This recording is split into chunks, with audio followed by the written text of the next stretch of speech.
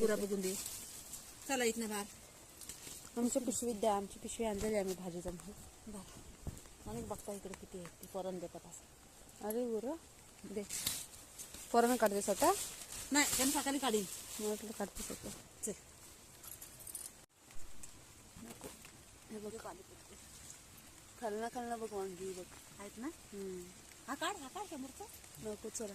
हे बघ कवा इकडे छान वांगी लागलेत मम्मी. मिरच्या वांगी भरपूर आले. हो चला काढू. काढ. नको खोकला होतं. चल पण मी भिजला. चल मिरची आता